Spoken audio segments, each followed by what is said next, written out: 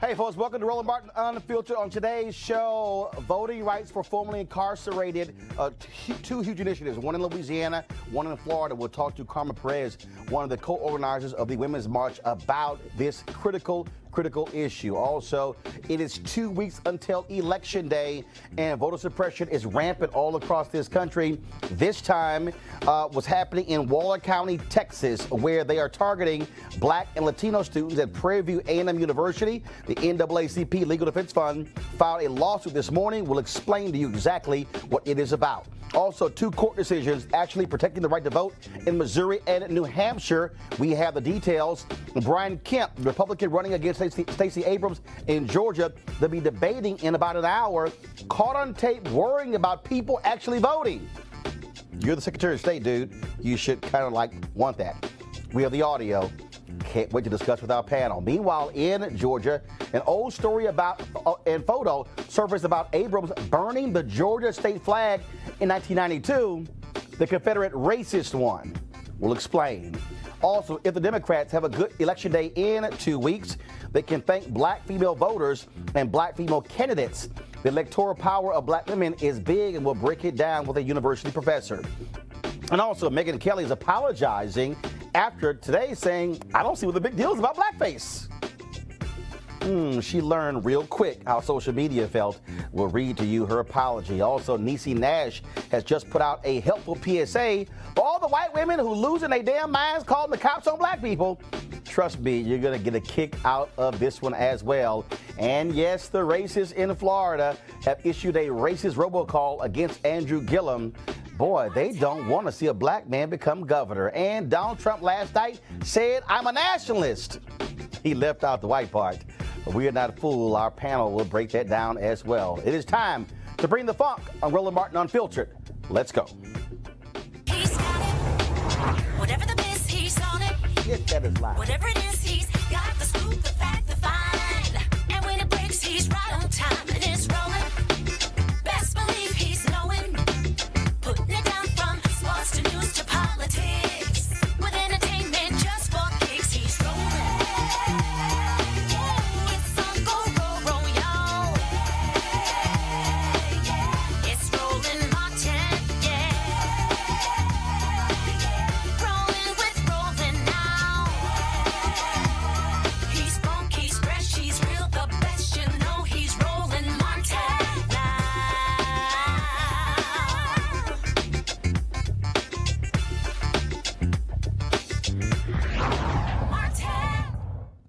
Election Day is 2 weeks away, and of course, there's an effort to get as many people voting as possible. But those who are formerly incarcerated, numbering some 6 million, will not be able to vote, not because they don't have the proper ID, but again, because they were in prison. They've been convicted of a crime, and even though they have served their time, they still are not allowed to vote.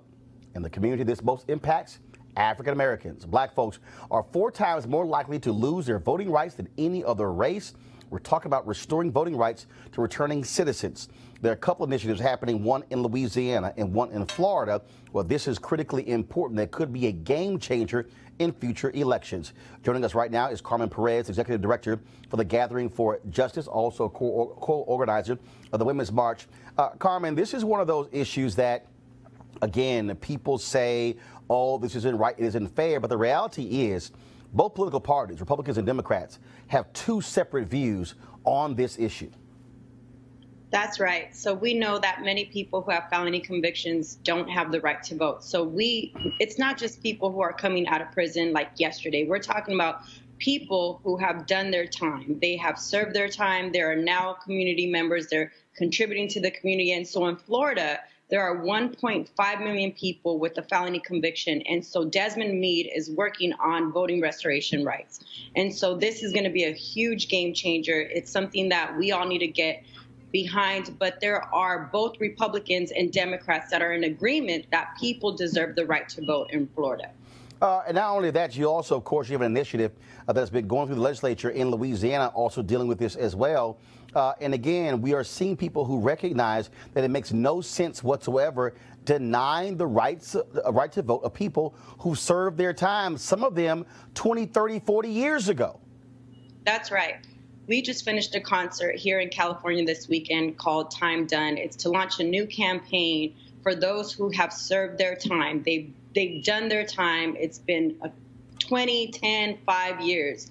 And so we believe that it's important. Though there are 70 million people with felony convictions, and there are 40,000 barriers, legal barriers for those folks who cannot get a job, housing restrictions, voting restrictions. To what you're saying, it's so important for people to understand that this affects so many people, not only those that have served their time or who have never done time inside prison, because people have felony convictions without serving time, but also their families. My husband is somebody who has served their time. He was convicted of something when he was 19 years old. He is somebody, and my family cannot adopt anyone, right? So he is somebody who is working on this. Desmond Meade, Louisiana has this whole voting restoration rights. It's going to be huge for our country, but we also know that there are individuals that are putting voter suppression laws into place, and we got to fight back, especially with the midterm elections. Henry, go to my iPad, please. This is from nonprofitvote.org. What you'll see is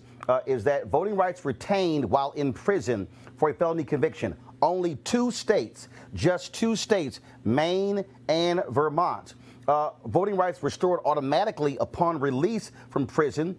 D.C., Hawaii, Illinois, Indiana, Maryland, Massachusetts, Michigan, Montana, New Hampshire, North Dakota, Ohio, Oregon, Pennsylvania, Rhode Island, and Utah. Voting rights restored automatically once released from prison and discharged from parole. California, Colorado, Connecticut, and New York. And then, of course, you have these other states, but there are a number of states where literally voting rights restoration is dependent on the type of conviction and the outcome of an individual petition or application to the government. Alabama, Delaware, Mississippi, Nevada, Tennessee, and Wyoming. And this is the huge one. Voting rights can only be restored through an individual petition or application to the government in Florida, Iowa, and Kentucky. And Carmen, that's why the Florida voting initiative is so important, because they're trying to change the state constitution. Once that's done, 1.5 to 1.6 million will have their voting rights stored, but not just their voting rights. You mentioned Desmond Meade, who is leading this. He came out of prison, got his law degree, but Florida does not even allow those who are formerly incarcerated with a felony to get a professional license. And so he got his law degree, but he can't practice law as a result of the law in Florida. And those are the legal barriers that I'm talking about. 70 million people who have done their time, have a conviction, and face 40,000 legal barriers. In California, there are about 8 million people who face 5,000 barriers. That is the population of New York City. As of 2015, 6.1 million people in the U.S. have lost their right to vote due to a felony conviction. 1 in 4 of those are still in prison. So these are people who have come out, like Desmond Meade. He's changed his life. He got a degree. He's contributing to society. He's working to make sure that nobody is facing the barriers that he is facing. And it's going to be huge in Florida. And again, this is one of those issues that when you look at the polling data, first of all, it's polling about 72% in Florida, but it's a huge discrepancy. About 58, 59% of Republicans, 80+% of Democrats. So you clearly have a difference of view when it comes to party. That's right. Well, look, I think it's going to be a huge, huge thing that if they're able to get this passed in Florida, and here's the key, folks, it must pass by at least 60% in Florida. It can't be simple majority. If it gets 60% or more, it passes, it changes the state constitution, and then they'll have the right to vote. That's going to be a major, major victory, and it could change elections in Florida when it comes to the legislature, but also congressional races, senatorial races, and gubernatorial races, and could have a huge impact on the 2020 election. And so trust me, if a Donald Trump goes to Florida talking Mr. Law and Order, this could very well sink his chances of winning Florida in 2020. And those who don't have the right to vote have family members who do have the right to vote. So people need to go out and vote. This is huge for us. These midterm elections are going to be huge for so many of us that are impacted by so many of these issues. And so I really, really, really, really urge all of you to go out and vote. All right, Carmen Perez, we certainly appreciate it. Thank you so very much. Thank you. All right, I want to go to our panel right now. Nick Rathod, Vice President of Asian Americans, Pacific Islanders, Progressive Action. How you doing? Good. Lauren Victoria Burke, writer for the National Newspapers Publishers Association, and also Malik Abdul, National Communications Director for the Black Conservative Federation. Folks, when you look at what is happening, what's happening, of course, in Louisiana when that bill was passed, affecting some 2,000 people.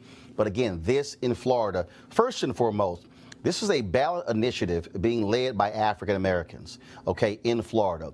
Again, 1.5 to 1.6.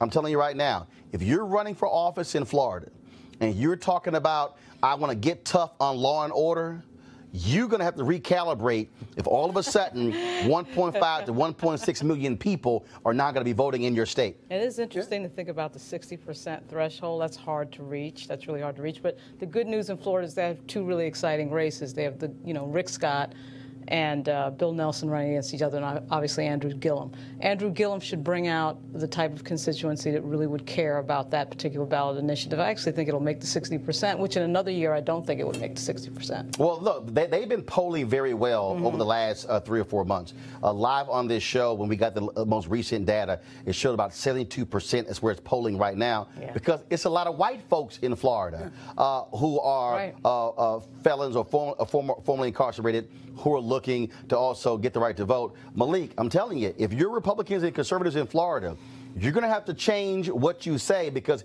it used to be, oh, law and order, lock them up. You got 1.6 million folks now who are going to have a ballot in their hand. I think that's going to change. That's going to change the tone of a lot of campaigns. Yeah, I think they can make some changes to the rhetoric, but I think overall, I support what the ballot initiative down in Florida. I think the Republican Party as a whole, especially when you're talking about people who have served their time, I think that the Republican Party as a whole benefits from encouraging legislators. Fortunately, Florida is one of the few states that allows that what they have there in Florida, but I'm glad to know that a lot of the Republicans in many of, if not most of the other Republican states don't have those same issues as in Florida. But as far as this ballot initiative, I'm all for it. But Nick, look, the reality is in Florida, what they have is a joke of a system where Rick Scott, who's the governor, appointed several commissioners where you had to actually physically go before them to explain why you should get your right to vote back. And then one of the individuals on it would ask every person, do you go to church? And they would be going like, well, what the hell they got to do to get my right to vote back? Wow. And they very rarely said yes. I mean, one guy who had no issues for 20 plus years laid this whole deal out, and they were like, you've done a good job of staying clean, but no, we're not going to give you a right to vote. And so what this measure does, wipes that commission out, where you will have that right to vote as soon as you get out. Well, first, I mean, this is a modern-day Jim Crow that's happening down in the South and across the country. I mean, you saw on your iPad, it was 2 states that allowed felony reenfranchisement, and there's 48 that have some form of it, but most of them don't. And that is troubling. And this, to me, is the type of game-changing thing that we need to be doing as Democrats, as a progressive movement, as people of color, because, like you said, 1.6 million people coming out. that changes the entire dynamic in that state. And in every state that we can get that passed in and moved in, I think only speaks to then further challenges for the Republican Party and benefiting the progressive movement and especially black and brown. Lauren, this is also going to be a lesson, frankly, for progressives and Democrats when it comes to ballot initiatives. Conservatives have always funded these initiatives, gotten certain things passed, constitutions changed. You look at Alicia Reese, Ohio State rep. She's been desperately trying to get progressives and Democrats to fund her Ohio Bill of Rights initiative that would guarantee the right to vote in the Ohio State Constitution. Every damn year, they are suing somebody and going to court over voting in Ohio. If you change the Constitution and you actually make it a part of the Constitution, game over. You can get, because what people don't understand is there is no affirmative right to vote for every American. Justice Antonin Scalia wrote that in Bush v. Gore in 2000, that there is no affirmative right to vote. It does say if you're a minority or a woman, your rights cannot be discriminated against, but there's no affirmative right to vote. By putting it in the state constitution, then you get rid of all these ridiculous, we're going to changing of polling locations and stripping this and all these things that, frankly, Republicans use to suppress the vote. This now changes it. So I think the lesson for progressives will be, whoa, this thing passes. Now, let's stop sitting here waiting for a progressive Supreme Court or a federal bench change the state constitution. It's so hard, though, on the left to fund so much of what needs to be funded. I mean, we spend so much time. But they can fund stupid stuff. Well, we do fund stupid, but the thing is that we have to spend so much time just protecting the franchise, protecting the vote. Just on a basic level. You see what's going on right now with voter protection. So much energy has to go into voter protection. So many attorneys have to work on that. That the ballot initiative piece has been missed. It's been missed over the years. I mean, let's face it. But, if you get the right governor in there in Florida, that'll be a big help as well. But here's the piece, though. I'm going to go to you. 2011, the Ohio legislature passes this onerous voter ID law, voter suppression bill. They get more than 400,000 signatures to put it on the ballot in 2012. All you needed was 330,000. They got way over that. What happens? The legislature goes, oh, hell no. We are not going to have all these folks motivated to turn out. Here's the deal. White folks will vote for an affirmative right to vote in the Constitution. They changed that law, and they said we are not turning those people out because, and it was still on the ballot, but they did not want it to happen. In Maine, Republican legislature took away the right to same-day voter registration. The residents in 2010, Maine residents said, who the hell asked y'all to do that? Put it back on the ballot in 2012. It passed by more than 65%. The point here is, I think that when you have these ballot initiatives when it comes to voting, you can thwart Republicans, because I just don't see a white Republican going, damn it, I'm going to vote against, have my right to vote. Well, anytime you have an issue like that, particularly like that, the ones you just mentioned, that galvanizes that many people, you've got it. I mean, we live in a country with 70 million people who have a criminal record. So, when you have that many people who have a criminal record, obviously we're specifically talking about felonies, but still, that's a lot of people who understand involvement with the criminal justice system, and they're going to be for something like, because there's really no reason, once you've paid your debt to society, there's really no reason that you shouldn't be able to re-enter. Nick, final comment. Well, this is a matter of the wrong priorities, I think, for the progressive movement and the party. We continue to focus federally, and where we actually need to be focused is at the state level. What Republicans have done. Focus on state. For 40 years, they've been building at the state level, which is why currently they have historic control of the governorships, historic control of attorneys general, historic control of state legislatures, and if we don't control those things, we lose everything. So ballot initiatives, invest in those. They turn people out. They're a way to get people to the polls. But in the legislatures as well, invest in there. You won't have these issues happening if we invest in the right places, do the right things, and structurally change how we operate. All right, folks, in the home stretch of the midterms, the Republican Party, their leader Donald Trump, have decided that these 2 weeks will all be about the fear of immigrants, racism, and bald-faced lies about a left-wing mob. Well, Trump used all of that to win the presidency, and he is trying it again. Now, last night, he said he was a nationalist. Now, of course, he left out the word white, but no one is confused by what he meant. We'll deal with that later in the show, but one more instance of voter suppression is being called out by the NAACP Legal Defense Fund at Prairie View A&M University, an HBCU in Waller County, Texas. There are no early voting sites on the campus, all by design, folks. This has been an issue dating back more than 2 decades. The NAACP Legal Defense Fund, they says, quote, since at least the early 1970s, Waller County has consistently tried to limit the political power of black voters in the city of Prairie View and at Prairie View A&M specifically by undermining their right to vote. In keeping with this troubling pattern, Waller County officials have refused to come close to providing the same number of early voting opportunities as they have to non-black and non-student voters before next month's election. LDF is hopeful that the court will order Waller County to fulfill its obligation to protect every voter's rights under the Voting Rights Act and the U.S. Constitution. Also, we'll be watching as this case as we're looking at 2 more in Georgia. In Missouri, there was some movement to preserve the right to vote. Voters with alternate ID will not be required to provide a sworn statement about their residence in Missouri. Voting rights advocates said the sworn statement requirement had a chilling effect on voters. In New Hampshire, in a major victory for student voting rights, a state court struck down a restrictive voter registration law aimed at college students. To back to our panel, bottom line is this here. You go about to Prairie View and in Waller County. Waller County, largely white. They do not want those black students affecting the politics in that county. It is nonsensical to not put an early voting location on that campus, but it's the exact same thing we saw in 2016, where you had a county clerk in Wisconsin who said she removed an early voting site from a college campus, she said, because too many of these young students are voting Democrat. And so she moved it to some way out place in Wisconsin with a very small parking lot off of that college campus. Malik, these are the type of activities that Republicans use to shrink the electorate. I don't agree with that, just like I don't agree with the opposition to the ballot initiative in Florida. You don't agree with what I said or what they're doing? Yeah, I don't agree with what they're doing. I don't agree with voter suppression efforts just as a whole.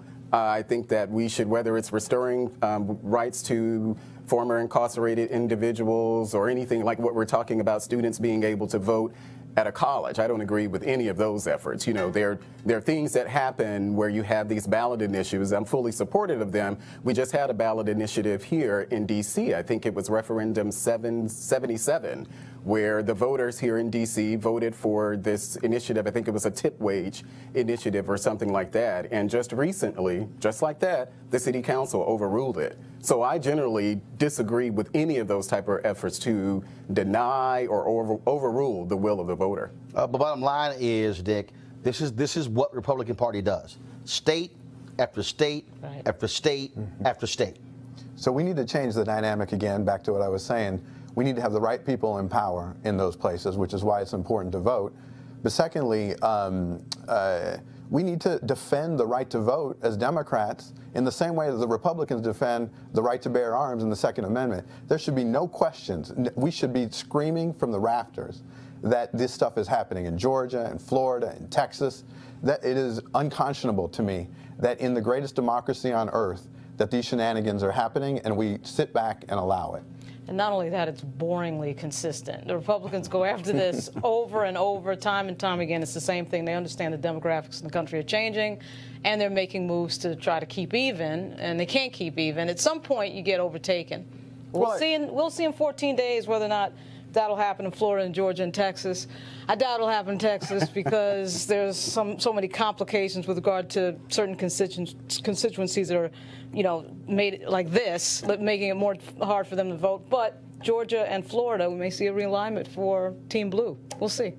Yeah, well, I think it's important to at least distinguish what's happening in, for instance, Texas with the students being able to vote at Prairie View and what's happening in Georgia with this voters, the 52,000 voters who can vote, but they have to, what is that, the exact match law that they're doing down there on the floor? Yeah, I mean, I think it's important to distinguish what's happening there from what's happening in Texas. But actually, what previously happened in Texas, that 5 different federal judges said that the Texas voter ID law was discriminatory. The Obama administration sided with the plaintiffs in that. The Trump administration comes in, they sided with the state of Texas. It went to the Republican Supreme Court, and then they sided with Texas on that. But again, and let's be real. They said some 600,000 folks in Texas disenfranchised by that voting ID law. Right, and voter suppression is now effectively the policy of the Republican Party. I mean, this is what they believe. Based on what? No. It is based on an opinion. No, it's not. No, it's not. Hold up.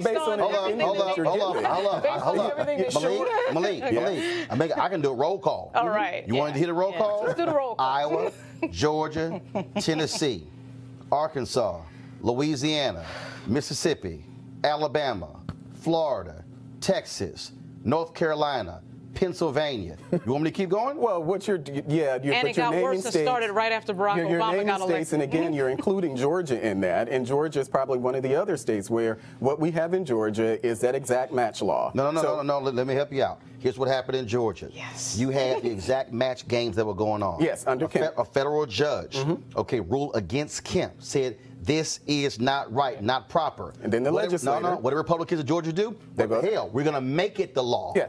Okay. So then they actually made it the law. So you had that going. That's voter suppression.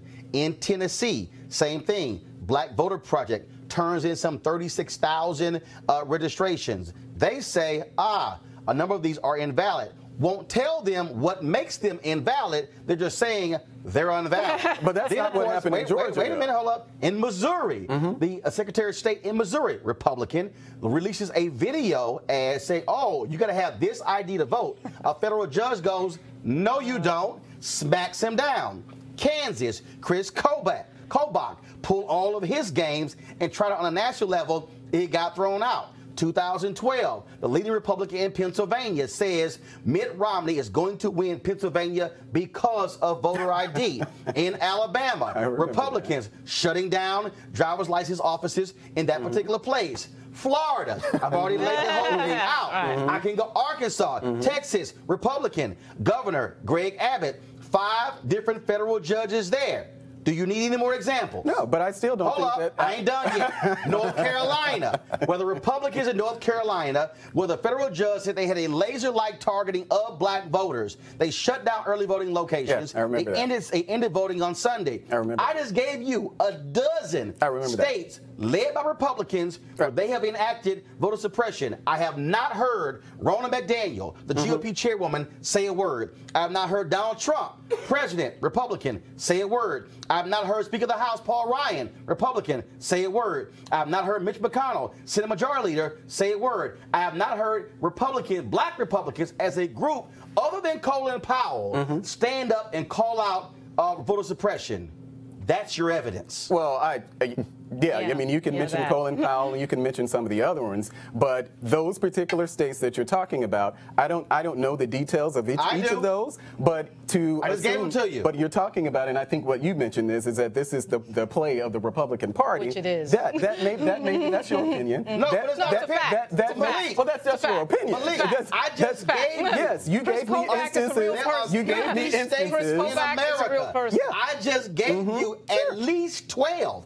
I can go find you. But that's not. Why is it hard to admit? Why is it hard to admit? Because it's not. Because I don't believe it's true. Name a Democrat who believes in voter suppression. Name a Democrat who is done what Chris Kobach has done. I don't even. Name one Democrat that's done what Chris Kobach has done. You're saying name a Democrat who. Name one Democrat. Name Democrat. But you're giving your opinion. I can name Brian Kemp. You can say Brian Kemp. Brian Kemp and Chris Kobach is not like. But that's your opinion on Brian Kemp. I'm helping you with one more. But that's your. No, I'm helping you one more. Conservative group right here in Virginia, a legal group. They were sending notices to very small towns in Mississippi saying, these voting rolls where names don't match. If you don't remove them from the voting rolls, we're going to sue you. these small towns did not have the money to hire outside attorneys, and so they actually began to purge their rolls because of what they actually did. Speaking of purging rolls, Republicans in Ohio actually led the whole purging of voting rolls initiative. White man in Ohio sues them, go to the Supreme Court. How does the Republican-controlled Supreme Court rule? Yes, purging is allowed. Dude, that's policy. And again, the Republican Party says nothing. In every single instance I just mentioned, the Republican Party has never sided with the people voting. No. They've never sided with the people who were fighting against it. So you keep saying that's not the party's position. Malik, please show me, and I will wait for it, how Republicans never side with folks who are trying to vote. I just told you in Maine. So speaking the Republican legislature, the Republican legislature and the Republican governor changed the state law. Right. Didn't ask nobody. When it came to same-day voter registration, the voters went, what the hell are y'all doing, and overruled them as they should again. have. As they should have. But please show me. You can take the what's the Georgia governor now? I mean the Georgia governor. What he did after the hurricanes, the storm damage that was down there. What he did, he extended what was that early voting in I think several of the counties in Georgia. That's what the Republican Party is. That doesn't mean that there aren't places where there may be some voter suppression, but that's not a policy of the entire party. It's just not a policy of the entire party. It's just not. Last chance. This is the last chance you have. This is so like this is like a preacher trying to give you the last chance. Give your life to Jesus. I just need you, Malik. Please show me an example where Republican state officials, party officials, where Republican governors or leaders, where they have stood up and said, what our party is doing is wrong and shaving votes off and suppressing the vote. We're going to stand with those who filed the lawsuits. Can you give me an example? Let me look at Jeff Flake's Twitter account. He may have said somebody like Jeff Flake. Yeah, but of course he hadn't said it. But of course he hadn't said it. Good at saying stuff but doing nothing. Because in Texas we call that all hat and no cap. So I don't have an example of that. You don't have an example. I don't have an example of that. Guess what? They don't exist, bro. They don't exist. You can't find them because they don't exist. They may not have said anything, but that's not a policy of the Republican Party. Here you go, Doc. October 26th voting deadline is in Nebraska. October 29th, state of Washington. October 30th is Utah and Connecticut. And of course, on Election Day, you can actually register and vote. Colorado, D.C., Hawaii, Idaho, Illinois, Iowa, Maine, because they overruled Republicans, Minnesota, Montana, New Hampshire, Vermont, Wisconsin, and Wyoming. Those states you can actually register and vote on the same day. Now, these are the states that are early voting taking place as we speak. Alaska, Arizona, Arkansas, California, Georgia, Hawaii, Idaho, Indiana, Iowa, Kansas, Louisiana, Massachusetts, Montana, Nebraska, Nevada, New Mexico, North Carolina, and Ohio. Those are all the places where you can vote right now. Now, we're talking about how Republicans are concerned about all these folks voting. Well, speaking of Brian Kemp, the Secretary of State in Georgia, running for governor against Stacey Abrams, he has been very concerned about those folks. A reporter for Rolling Stone obtained a copy of this audio that took place on Friday, where Kemp very worried about those folks voting. And as worried as we were going into the start of early voting with the literally tens of millions of dollars that they are putting behind to get out the vote efforts for their base, a lot of that with absentee ballot requests. They have just an unprecedented number of that, which is something that continues to concern us, especially if everybody uses and exercises their right to vote, which they absolutely can, and mails those ballots in. We got to have heavy turnout to offset that. He is really concerned about them turning out. but he's doing all he can to make sure it doesn't happen. Now, in less than 30 minutes, of course, Stacey Abrams and Brian Kemp will be engaged in their first debate that's going to be airing on Georgia Public Broadcasting. If you go to RolandSMartin.com and RolandMartinUnfiltered.com, we're going to have the debate on our website as well. Now, yesterday, though, the New York Times reported that Stacey Abrams, as a college student, participated in a demonstration where she burned the then Georgia state flag. Now, of course, that was the Confederate flag in Georgia. Of course, this was a story from the Atlanta Journal-Constitution in 1992. AUC students burned state flag in protest at Capitol. Now, here's what the flag looked like back then. We're going to show you the flag. Guess what? That damn thing was worth getting burned. Now, of course, stories coming out right now. Brian Kemp is hoping that's going to revive some feelings among Republicans there in Georgia as it relates to that. To me, non-story, because I set that sucker on fire today. Well, the problem is if you care about that issue and that's your wedge issue, you were voting for Brian Kemp anyway. Right. So I don't understand why. What I think it really shows is the Oppo research against Ms. Abrams is non-existent or weak or something, because if that's all they've got a huge problem. I mean, in 1992, when she was a Spelman, why would anyone care about that? Well, we care what Kavanaugh said. We care what Kavanaugh said in his yearbook. So flags and Kavanaugh. But that's a false equivalency. We care about what he said. Nick, go ahead. That's a false equivalency. But is it though? Nick, go ahead. Yes, because so what happened with Kavanaugh? He committed an actual crime. Did he? Yes, he was accused of a crime. Okay, he was accused of a crime. Right. There's a difference. And they had a witness, they had evidence, they had uncorroborated. A whole lot of things going on there, and it was a crime that needed to be explored. Her right to protest is protected by the First Amendment. Mm-hmm. That is not a crime.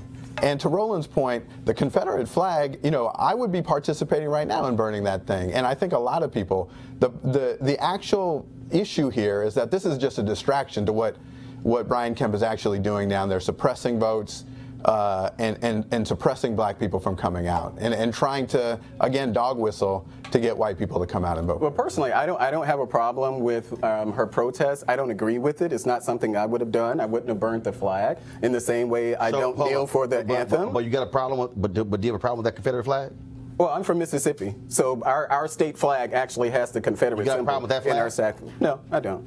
You don't have a problem with the Confederate emblem I grew up in Mississippi all of my life, and none of my friends, none of my family, none of any of the black people I know from Mississippi protested our state's flag. No, that's not what I asked you. What I'm asking you again is, I personally do you have a? I'm personally not offended by it. You telling me you don't have a problem with the Confederate emblem being on the state flag? So you have no problem that black children are growing up in Mississippi having to salute a flag with the Confederate symbol? As that kid who grew up in Mississippi, no, I don't. It didn't bother me when I was. And the Republican governor of that state had a problem with it. That's fine. Of South Carolina. Hold on. Let me go back. You are a black man in Mississippi. Black man. You have no problem. Black man from the hood in Mississippi. You have no problem with a Confederate symbol being on the Mississippi state flag. It did not bother me then, and it does not bother me now. So you will salute that flag? I don't salute Mississippi's flag. I live in D.C. I don't really salute any flag. Okay. Do you ever go back home for events? Mm-hmm. And when they say stand up, you salute it? I've never been to an event where we've had to stand up there. I was just there for my niece's graduation. But you got no problem with it? It doesn't bother me. If they decided to remove it, it's fine. But I'm pretty indifferent to it. It's not as that kid, and probably the only one on the panel who grew up in Mississippi, I can say that I don't know of the flag being a problem when I grew up.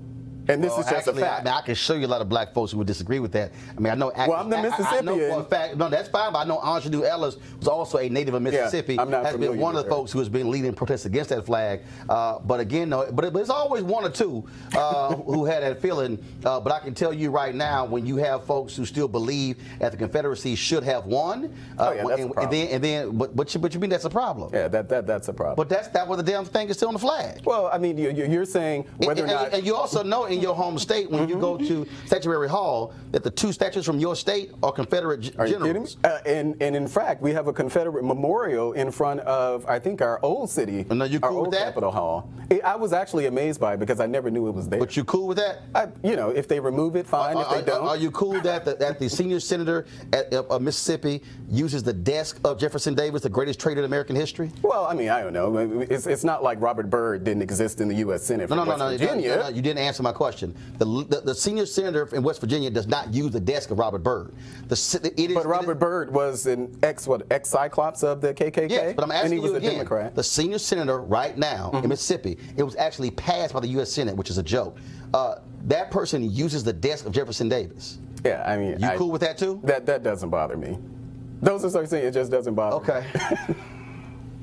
What does bother you? Well, it's a lot. we can talk about it, but those things don't. Okay. Those things. I see now why Mississippi still has fundamental issues when it comes to... Because we have great people who are from there. No, actually, I see why you still have issues when it comes to economics. Well, I haven't lived there in about 18 years, yeah, so... That's probably the reason why you left. All right. It is. Yeah, it's the whole reason why you left. Both black women are playing a huge role when it comes to turning out the vote. We have known this for quite some time, but only mainstream media has realized that black women actually are getting out to vote. Okay, black people in black media, we've always known that, of course, but you're also seeing black women who are now running for office, even though they're not getting the support they also need. So a new study has been dealing with that whole issue in terms of where black women stand when it comes to voting. So joining us right now is Dr. Andre Perez of the Brookings Institution.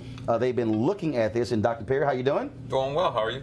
Doing great. Good seeing you, sir. And so when you look at what is happening across this country, you got black women who are not waiting, who are not hoping some political party or some candidate come in with resources. Folks have been on the ground pushing and working hard for quite some time to turn out black women who also hate the Republican Party more than any other group in America.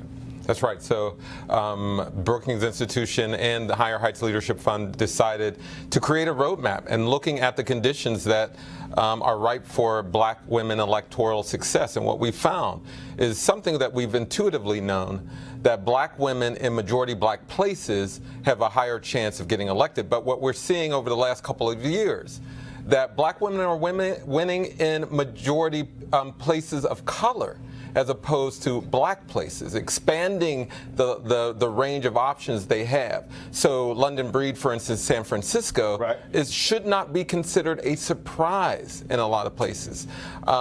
You mentioned Ayanna Presley. She is not a surprise. And then we also found that majority blacks or places where there's a high concentration of black folks, states with a high concentration of black folks, there's a better likelihood of winning. So even in places like Mississippi, women are standing up and their batting average is not that bad. The issue is not necessarily getting out the vote per se, but getting people to run. You know, of all the open seats this year, only a third were contested by black women. In black districts, majority black districts. You also, of course, have Jahana Hayes, who's in Connecticut, who's also running, could be the first person of color from Connecticut. Then, of course, you also have a sister who's running in Iowa as well. And so what you are seeing these black women run, but also I think a huge part, first of all, you have Democratic constituencies that have not been supporting them. That's right. And so what is also being created, you're seeing these black women networks that are also utilizing their buying power and their money to fund a lot of these races as well. We had a group of elected officials and support groups come to the Brookings Institution when we released this report. And Catherine Pugh, mayor of Baltimore, she flashed a Delta sign signifying that she utilized her social networks to get elected. Black women are not getting the financial backing as their white peers, and they're not getting the backing from the Democratic Party, and we don't have to necessarily mention the Republican Party, which has been absent. But they are leveraging their social resources, and they're winning in spite of the electoral apparatus. And so it's encouraging in that regard, because if they get a decent amount of support, in what you saw in Alabama late in the game, the Democratic Party coming in and supporting the on-the-ground efforts, and you saw what happened there. If they get the kind of support in 2020 that they well deserve, you might see a different outlook in places like Alabama, Mississippi. You know, Doug Jones could have been a black woman. And that's what people are now starting to see, that we don't necessarily have to work for a white candidate. We can elect black candidates to completely represent.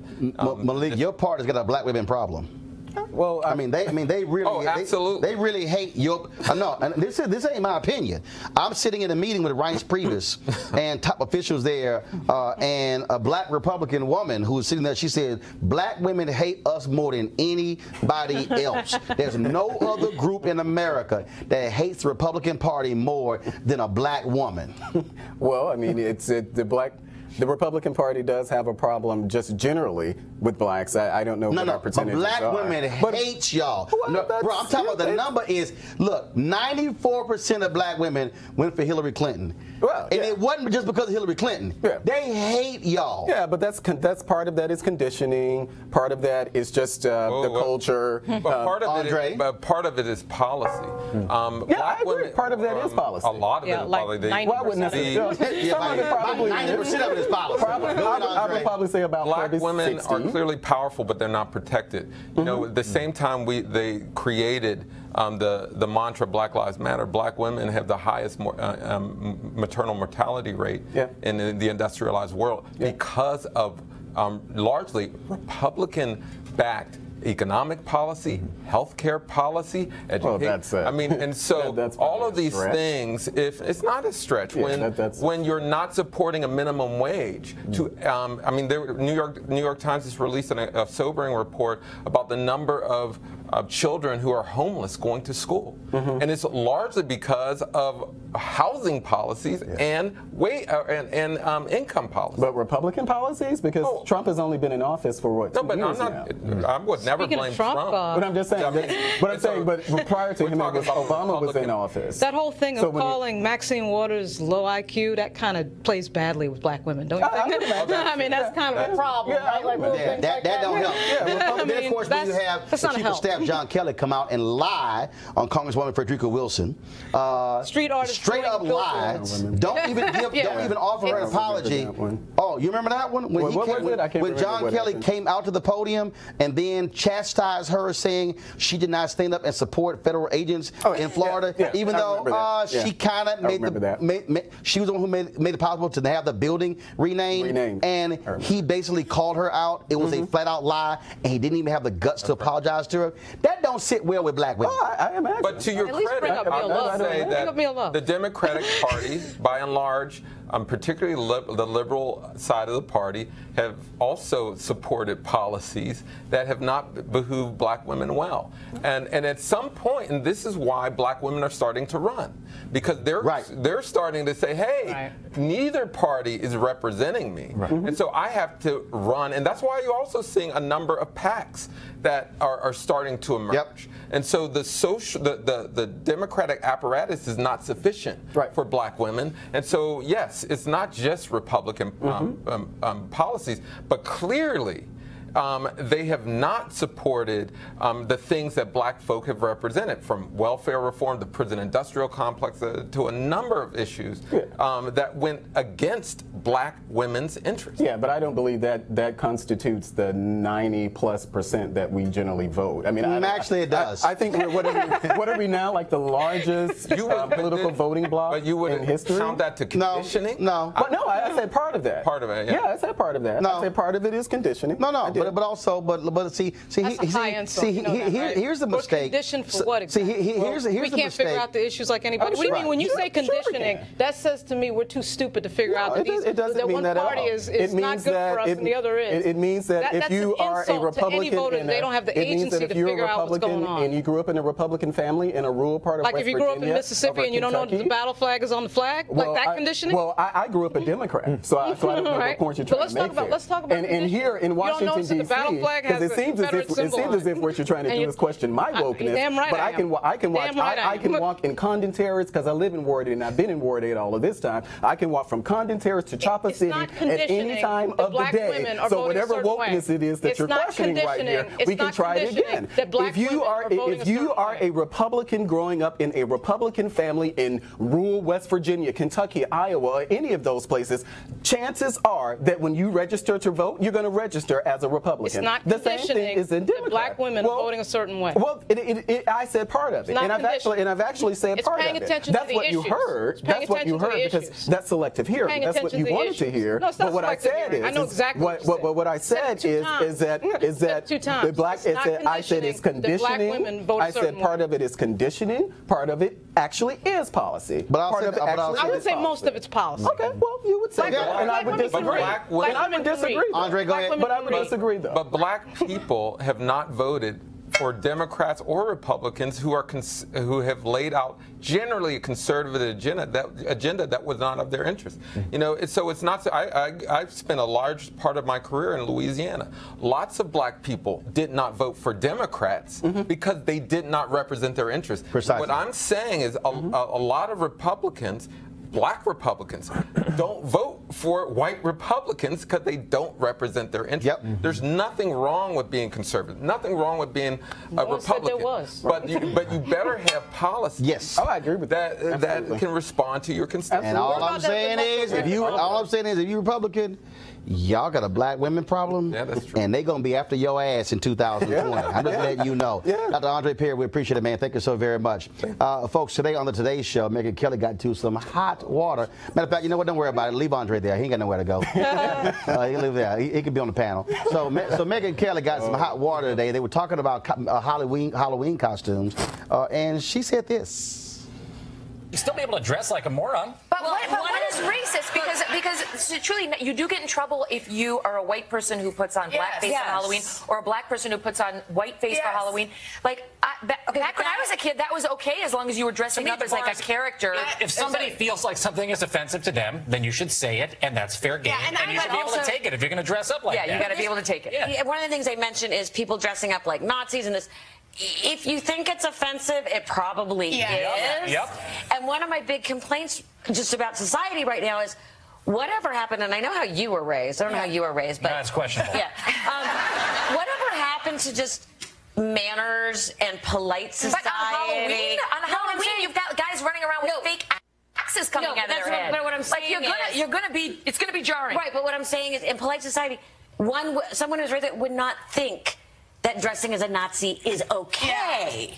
I don't need the PC. Or painting somebody. I mean, I think that there are limits to how far you want to go. But if you're making people feel bad. But I'm saying normal people kind of know where that line is. Yes, right. I mean, I have a son that dressed as a fireman with an axe and then insisted on carrying the axe around for like a week. But there was controversy on the Real Housewives. There was a controversy on the Real Housewives of New York with Luann, as she dresses Diana Ross. And she made her skin look darker than it really is, and people said that was racist. And I don't know, I thought, like, who doesn't love Diana Ross? She wants to look like Diana Ross for one day. I don't know how, like, that got racist on Halloween. It's not like she's walking around I have not seen it, but it sounds a little racist to me. Me too. And by the way, I haven't seen the other, but if she really wanted to look like Diana Ross, she should have dressed as Michael Jackson. Because they... I don't know. I can't keep up with the number of people that... Just come on, we're already in the deep end. Literally. I can't keep up with the number of people that were offending just by being, like, normal people. Well, there was a little problem there, first of all. That's what happens when you have no black people sitting at the table. Plus, it's a little hard when you replace two black people with Megyn Kelly in Tamron Hall and Al Roker. That conversation likely would have went a little different. She got lit up on social media And just a couple hours ago, she released this. Henry, go to my iPad. Dear friends and teammates, one of the wonderful things about my job is that I get the chance to express and hear a lot of opinions. Today is one of those days where listening carefully to other points of view, including from friends and colleagues, is leading me to rethink my own views. When we had the roundtable discussion earlier today about the controversy of making your face look like a different race as part of a Halloween costume, I suggested if this seemed okay if done as part of this holiday where people have a chance to make themselves look like others. The iconic Diana Ross came up as an example. To me, I thought, why would it be controversial for someone dressing up as Diana Ross to make herself look like this amazing woman as a way of honoring and respecting her? I realize now that such behavior is indeed wrong, and I am sorry. The history of blackface in our culture is abhorrent, the wounds too deep. I've never been a PC kind of person, but I understand that we do need to be more sensitive in this day and age, particularly on race and ethnicity issues, which, far from being healed, have been exacerbated in our politics over the past year.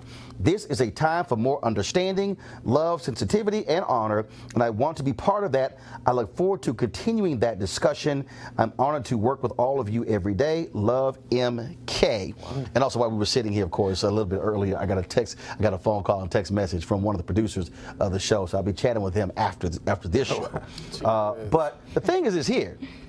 How do you, like, what? Like, where have you been? Like, what? Like, where have you been? Where all have you been? How do you not know? Well, I don't know how every Halloween there's all these, people are in blackface. White people just decide they think that they're doing. You don't need to be Diana Ross. Just be Celine Dion. So you don't need to be dressed in blackface. Diana Ross without wearing black. Right, you can be Diana Ross without. It's ridiculous. Look, You have to change your skin color.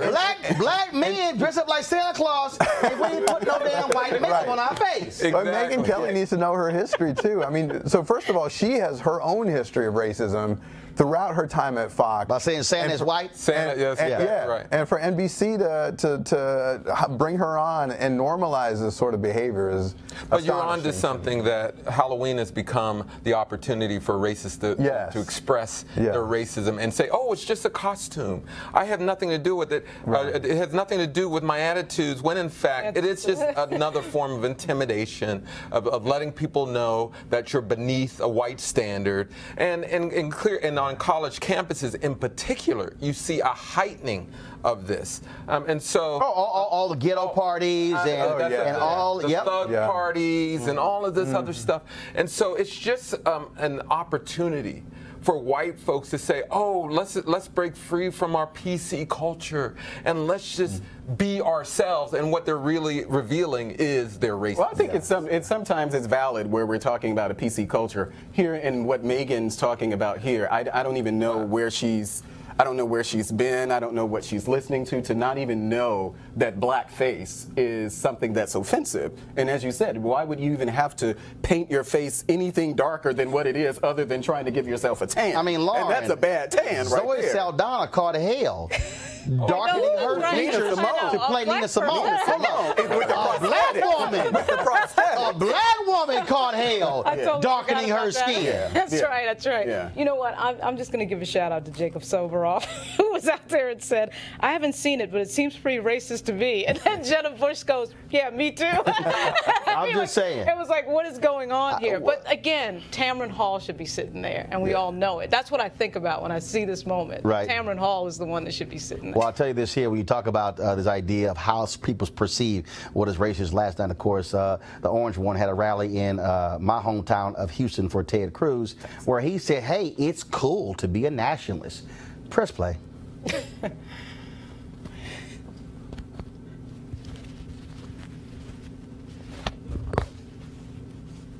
You know, they have a word. It sort of became old-fashioned. It's called a nationalist. And I say, really, we're not supposed to use that word. You know what I am? I'm a nationalist, okay? I'm a nationalist. Nationalist. Nothing else. Use that word. Use that word.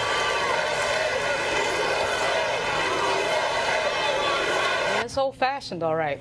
It's definitely old-fashioned. That part's accurate. Unbelievable. 14 days. 14 days. You cool with? Are you a nationalist? I'm a patriot, just like Trump. No. He didn't say patriot. He didn't say patriot. He said just like no. Trump. That ain't what he said. That's what he meant. No. Now y'all go interpreting. He said no. Use it. He said they told me not to use it. Right. He said I'm a nationalist. I'm gonna use it anyway. Are you a nationalist? I'm a patriot, just like Trump. So you're not a nationalist. I am. If that means what a patriot means, then I'm all. You know damn well. I'm pretty sure that's what Trump meant. No, I'm pretty sure that's what Trump meant. So why didn't he say patriot? Well, because I think we know that Donald Trump is provocative. We know that he tries to push back against anything that's orthodox, and I think that's an example of what we're seeing there. White nationalists are orthodox? Well, he didn't say white nationalist. He said nationalism. But he white. But if you talk about, if we get to the definition of nationalism, are you a nationalist? I'm a patriot. I'm an absolute. See, you won't answer that damn question. See, it's amazing, Andre, how you won't answer the question because he knows exactly what the hell nationalist means. But if you're going to be a patriot like Donald Trump and signal a white nationalist word, and then harbor all of the segregationists, the racists, the bigots in the Republican Party, then what kind of patriot are you? Well, Donald Trump has rejected that. No, he hasn't. Donald Trump has rejected. No, he hasn't. When has he not rejected racism and bigotry? When has he not done that? Hell, he still 2 days after Charlottesville, he President Douglas living at his house in D.C. But you do not. What I'm saying is, you do not see an exodus of racists from the Republican Party. And they're getting shelter from. And in fact, he keeps hiring. He keeps hiring Republican racists who it's like okay, well, another one. Oh yeah, we got to try to force this one out. Wait a minute, what racist has he hired? Bro, are you serious? Which racist have you heard of Steve Bannon? Steve Bannon. Hold up, stop. Did Steve Bannon not say that Breitbart was the home of the alt-right? He did. White say supremacists? He did say that. Did he hire Stephen Miller? You could say. Wait, hold on, I ain't done. Did he hire Stephen Miller? He did. Who Richard Spencer said was my role model? Richard Spencer, the white nationalist, said Stephen Miller. He said Stephen Miller was my role model at Duke. Did they not fire a speechwriter for Donald Trump who sat next to a white nationalist at a conference? Did they not have to fire somebody in HUD who had racist writings? Well, did they not have to? They may have. Do you need me to keep going? They may have. These type of things happen in every administration. All right, Nick, go ahead. I'm going roll call on your ass today. Between voter suppression and the Trump administration. We've seen incidents that maybe. It ain't going well for you today with roll call. Nick, go ahead. No, there's example after example after example, and the thing that scares me, I have young children at school. Yeah. Donald Trump is being used as a racial to call people names. You know, they hide white people, white racists hide behind the MAGA hats. They say Donald Trump, you know, as a form of saying white power in place of things like white power. And he sort of doesn't, he doesn't do anything to disavow it. In fact, he's doubling down on it. Everyone knows what he's talking about there. And then the chants then that follow and people cheering USA, right. USA are just, it is, you know it when you see it, you know. Just like the Republican congressman who stood on the floor of the United States House to tell Maxine Waters that can we just stop focusing on discrimination and be one country when the Republicans were voting to actually overturn an Obama law that hit folks who were discriminating against black people in the buying of cars. Republicans actually passed that, getting rid of provisions to stop discrimination because they say we one country. And she said, I won't yield my time. But speaking of also, again, Republicans being aided by racism, this robocall went out across Florida against Andrew Gillum. Well, hello there. I is the Negro Andrew Gillum, and I'll be asking you to make me governor of this here state of Florida. My esteemed opponent, who doesn't call me monkey, is doing a lot of hollering about how expensive my plans for health care be. But he be thinking of the white man's medicine, which is very expensive because it uses science and whatnot. But the medicine of my African race be very affordable. For instance, putting the chicken feet under your pillow during the full moon don't cost hardly nothing at all. So I promise that you make me Andrew Gillum, the governor of every people that be ailing will get all. That's the second racist robocall that white racists have unleashed against Andrew Gillum in Florida in support of Ron DeSantis, his opponent. That's unacceptable. It's unacceptable. It's the best black GOTV you could ever have.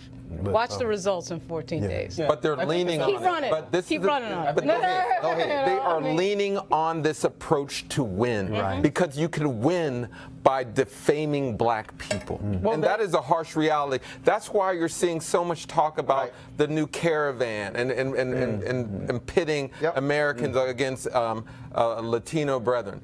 You know, it's can win, but name a recent race. I mean, because Gillespie went down in flames. Okay, on a totally Trump. I mean, you're right. Historically, of course, the racist running for U.S. Senator right now. Who's the racist running for U.S. Senator in Virginia right now? Corey Stewart. And he's going to go down in flames. But remember the ad that was actually run against, I think it was the Latino PAC or something, the ad that was run against, was it Gillespie? Right. Or was it the one with the guy was running around talking about he was going to round up. And the Democrats pulled the ad. That was something that the Democrats actually did. So I think that both you see, the MS-13 ads that Mr. Gillespie ran against Ralph Northam were a hell of a lot rougher than that ad. About the MS-13 ads, a hell of a lot rougher than ad after ad. You don't know anything about that. But I do know that the ads that I'm talking about. So wait now. But we also know this. The point was that was a race-baiting race. We also know this. And the race-baiting lost. The most racist campaigning in America right now is Duncan Hunter in California. Oh, yeah. What he has been literally calling his Democratic opponent, who's a Muslim, you vote for him, you are electing a terrorist. He is, and guess what? And your party has not disavowed Duncan Hunter. I can't speak for my party on that one. Well, it is the most racist campaign. No, he has been literally out of his mouth. Not racist unleashing a robocall. No, this has been coming out of Duncan Hunter's mouth. Duncan Hunter, the same one, of course, who got indicted. Him and his wife. And it should be Nick, final comment before I gotta go. I mean, you know, it's just, to your point, I'm actually speechless. It is unbelievable. I mean, throughout this entire hour, I mean, it's just example after example after example of the pattern and practice by the Republican Party to both suppress voters and to race bait. And that, to me, is what they think is a winning strategy. Let's see what happens in And what does it tell you? If racists are that comfortable in one party, there must be something attractive. I'm just saying. Folks, be sure to support Roland Martin Unfiltered by going to RolandMartinUnfiltered.com to join our Bring the Funk fan club.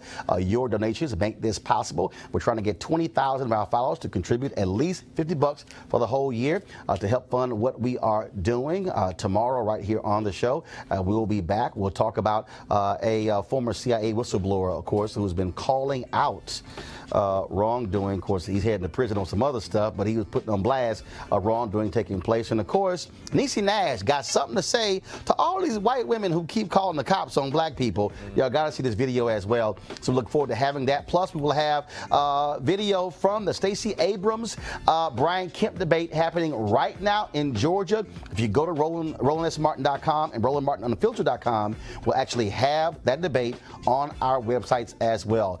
Thanking our panel. I certainly appreciate it. Thank you so very much. And, folks, thanks to all of you for watching. I'll see you tomorrow. Holla!